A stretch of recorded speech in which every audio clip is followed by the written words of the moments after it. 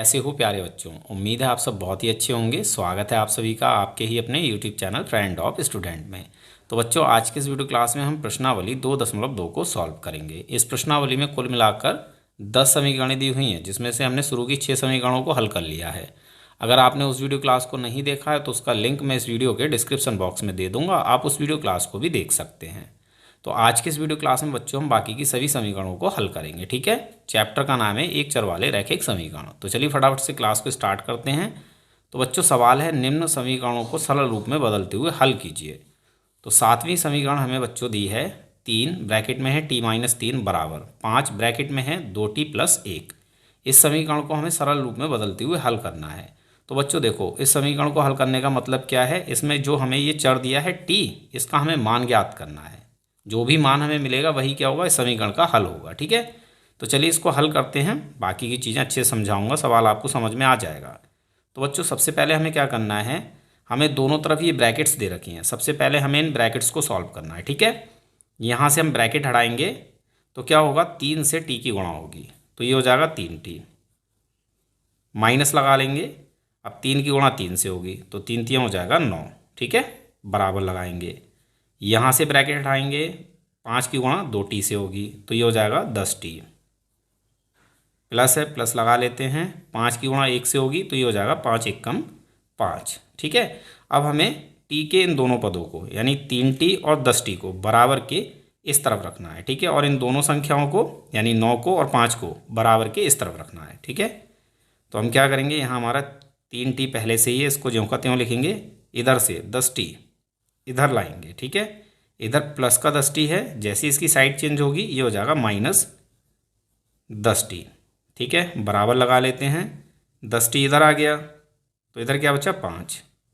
अब हमें 9 को इधर लेकर आना है, इधर 9 माइनस का है, इधर आकर +9 हो जाएगा। ठीक है, अब देखो 3t - 10t, 3t प्लस का है और 10t माइनस का है, दोनों के चिन्ह अलग अलग हैं। जब चिन्ह अलग अलग होते हैं तो पदों को हम घटा लेते हैं। ठीक है, तो 10t में से 3t को घटाएंगे, बचेगा 7t। अब 10 से पहले माइनस है तो 7 से पहले माइनस आ जाएगा। ठीक है, बराबर 5 + 9 ये हो जाएगा 14। क्लियर। अब हमें क्या करना है, t का मान निकालना है, तो हमें -7 की भी साइड चेंज करनी होगी। ठीक, तो यहाँ रहेगा t बराबर में है 14। ठीक है, इधर -7 t के साथ गुणा में है। देखो -7 और t के बीच में कोई चिन्ह नहीं है, तो यहाँ है गुणा। तो गुणा की संख्या जब हम साइड चेंज करते हैं तो ये बटे में आती है, तो -7 आ जाएगा बटे में। ठीक है, आपको चिन्ह नहीं बदलना है, फिर ऐसा करोगे यहाँ प्लस कर दो साइड चेंज करने पर। जब संख्या बटे में आती तो चिन्ह नहीं बदलते। ठीक है, अब देखो 7 से 14 दो बार में कैंसिल हो जाएगा, तो क्या बचेगा, तो बचा बच्चों t बराबर 2, और माइनस है तो माइनस भी लगा लेंगे, -2। ठीक है, जो नीचे वाला माइनस है ऊपर वाली संख्या के साथ लग जाएगा। ये हो गया आंसर, हल। ठीक है, चलिए अगली समीकरण को हल करते हैं। 8वीं समीकरण है बच्चों 15 ब्रैकेट में y - 4 -2 ब्रैकेट में y - 9 +5 ब्रैकेट में y + 6 बराबर 0। तो इस समीकरण में हमें चर दिया है y, यानी हमें y का मान ज्ञात करना है। ठीक है, तो चलिए हल करते हैं।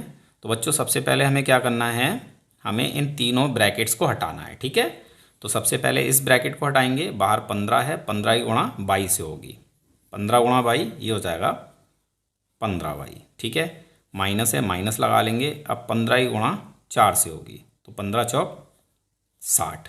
ठीक है, अब यहाँ से ब्रैकेट हटाएंगे, y प्लस का है। ठीक है, यहाँ से ब्रैकेट हटाएंगे, बाहर है -2 और अंदर है +y। तो सबसे पहले हमें क्या करना है, माइनस और प्लस की गुणा करनी है, तो माइनस गुणा प्लस माइनस होता है। अब 2 की गुणा 22 से कर लेनी है, तो 2 गुणा 22 2y हो जाएगा। ठीक है, फिर माइनस गुणा माइनस प्लस हो जाएगा, अब 2 की गुणा 9 से करेंगे तो 2 नेम 18। ठीक है, अब यहाँ से ब्रैकेट आएंगे, बाहर प्लस है और ये भी प्लस है, तो प्लस प्लस प्लस होता है, और 5 गुणा 22 ये हो जाएगा 5y। ठीक है, फिर प्लस गुणा प्लस प्लस होता है, 5 गुणा 6 ये हो जाएगा 30 बराबर 0। आई होप समझ में आ गया होगा आपको। अब हमें देखो बच्चों क्या करना है, ये जो y वाले पद हैं 15y - 2y + 5y, इनको एक साथ सॉल्व करना है, और इन संख्याओं को -60 +18 और +30 इनको एक साथ सॉल्व करना है। ठीक है, तो देखो 15y प्लस का है और 5y भी प्लस का है। दोनों के चिन्ह सेम हैं। जब चिन्ह एक जैसे होते हैं तो हम पदों को जोड़ लेते हैं। तो हमें 15y और 5y को जोड़ लेना है, तो ये हो जाएगा प्लस का 20y। अब हमें 2y को माइनस कर लेना है। ठीक है, क्लियर। अब देखो 60 माइनस का है और 18 प्लस का है, 30 प्लस का है। इन दोनों संख्याओं के चिन्ह सेम हैं, दोनों प्लस के हैं, तो इन दोनों को हमें जोड़ लेना है। ये हो जाएगा 18 और 30 प्लस 48। ठीक है, फिर हमारा बचा -60 बराबर 0।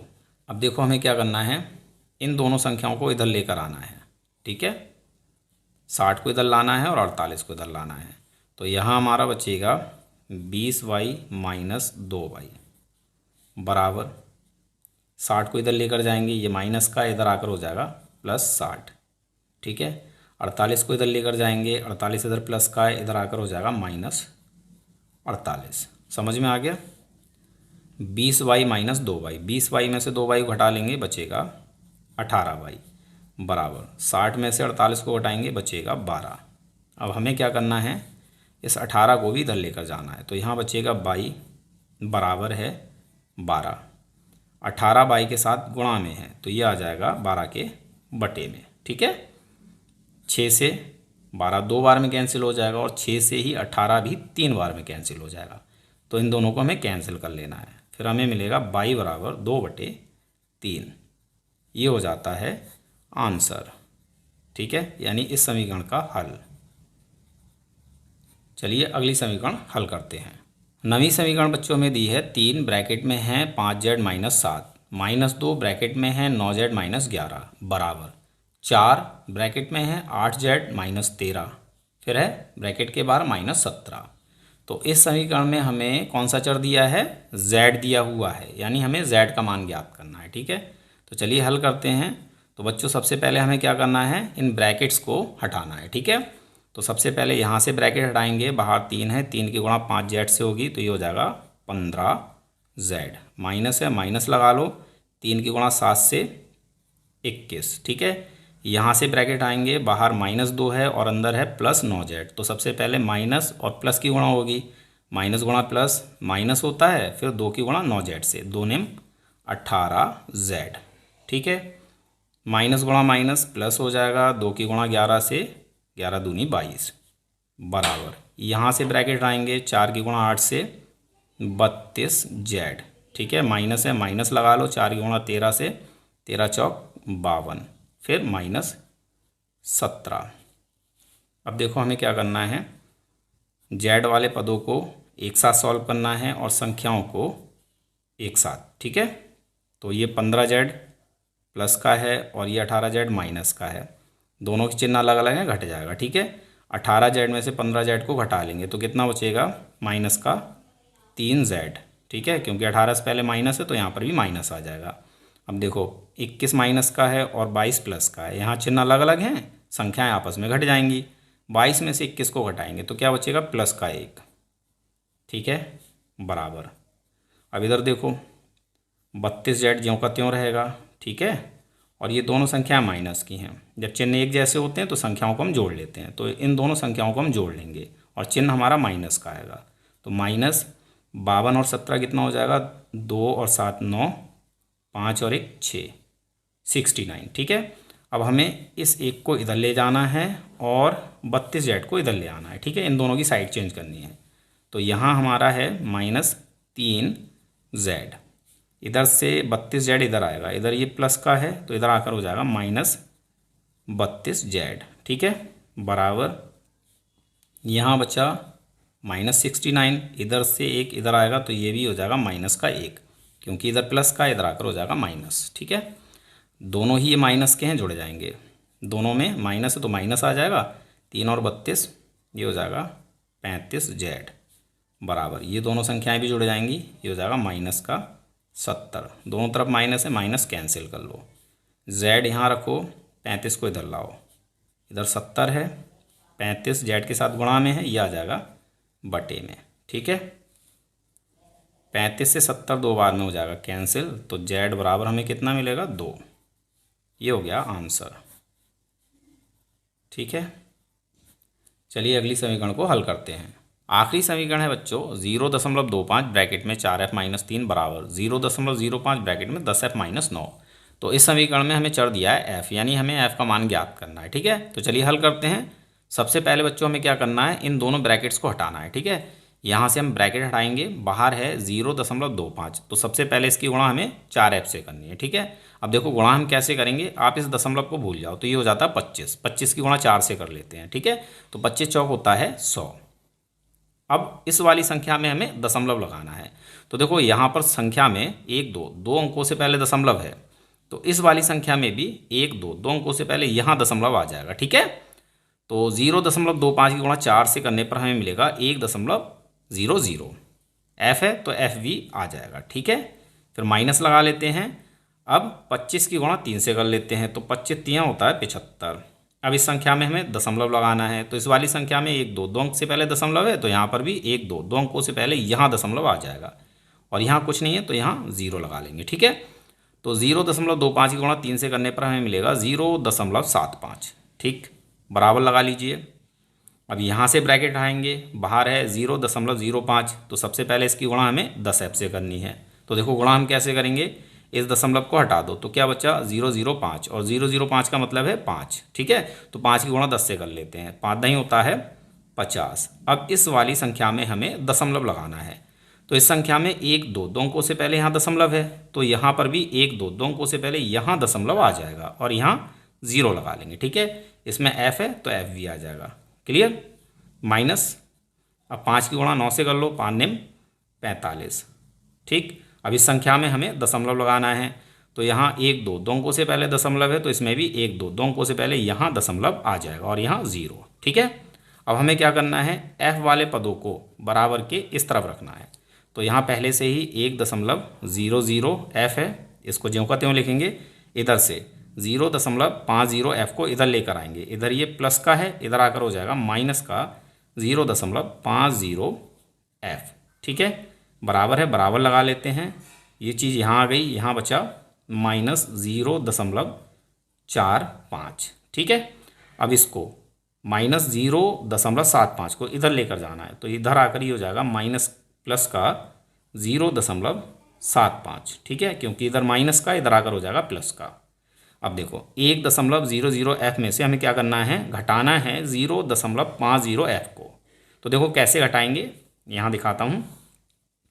1.00 में से हमें घटाना है 0.50 को, तो दशमलव के नीचे हमें दशमलव रख लेना है। इधर है 50, तो इधर हम 50 लिख लेंगे, इधर 0 है तो इधर 0। अब घटा लीजिए, 0 में से 0 को घटाएंगे, क्या बचेगा 0। ठीक है, अब 5 में 0 में से 5 घट नहीं सकता, तो इस 1 को हम इधर ले आएंगे, हासिल ले लेंगे, तो इधर 10 हो जाएगा। 10 में से 5 को घटाएंगे, 5 बचेगा। ठीक है, अब दशमलव के नीचे हमें दशमलव रख लेना है। यहाँ क्या बचा 0 0, तो यहाँ 0 आ जाएगा। ठीक है, तो 1.00 f में से हम घटाएंगे 0.50 f, तो हमें मिलेगा 0.50 f। ठीक है, बराबर है, बराबर लगा लेते हैं। अब ये दोनों संख्याएं भी अलग अलग चिन्हों की हैं, ये माइनस की संख्या है, ये प्लस की संख्या है। जब चिन्ह अलग अलग होते हैं तो हम संख्याओं को घटाते हैं, तो यहाँ हमें 0.75 में से 0.45 को घटाना है। ठीक है, तो देखो कैसे घटाएंगे, 5 में से 5 को घटाइए, 0 बचेगा। 7 में से 4 को घटाइए, 3 बचेगा। दोनों में दशमलव है तो दशमलव आ जाएगा, इधर 0 है तो 0, प्लस का बचेगा 0.30। ठीक है, अब हमें क्या करना है, 0.50 इसकी साइड चेंज कर लेनी है। इधर बचेगा f, यहाँ है हमारा 0.30, और ये चीज़ गुणा में है 0.50, ये आ जाएगी बटे में 0.50। ठीक है, अब देखो ऊपर वाली संख्या और नीचे वाली संख्या, दोनों ही संख्याओं में दशमलव के स्थान है सेम, यानी दशमलव के बाद 1 2 दो अंक हैं, यहाँ पर भी दशमलव के बाद 1 2 दो अंक हैं। तो ऐसी स्थिति में ये दशमलव हो जाता है कैंसिल। ठीक है, और 0 से 0 कैंसिल, तो क्या बचा f बराबर 0.3। 0.3 का मतलब 3, और बटे में 0.5, 0.5 का मतलब 5। तो ये हो जाता है हमारा आंसर। अब आप चाहो तो 5 से 3 को भाग दे लीजिए, 5 से 3 को भाग दे लीजिए। 5 का भाग 3 में नहीं जाएगा, तो यहाँ हमें दशमलव लगाना है, यहाँ 0 बढ़ा लेना है। ठीक है, अब 5 का भाग 30 में 6 बार, 5 छंग 30। ठीक है, तो हमें आंसर कितना मिलेगा 0.6। ये हो गया हमारा आंसर। उम्मीद है सारे ही सवाल आपको समझ में आ गए होंगे। तो मिलते हैं अपने अगले वीडियो क्लास में। इस वीडियो क्लास को देखने के लिए आप सभी लोगों का बहुत बहुत धन्यवाद। और अगर आपको ये वीडियो क्लास समझ में आया है तो इस वीडियो को एक लाइक ज़रूर करें और बच्चों अपने फ्रेंड्स के साथ इस वीडियो क्लास को शेयर भी ज़रूर करें। तो मिलते हैं अपने अगले वीडियो क्लास में।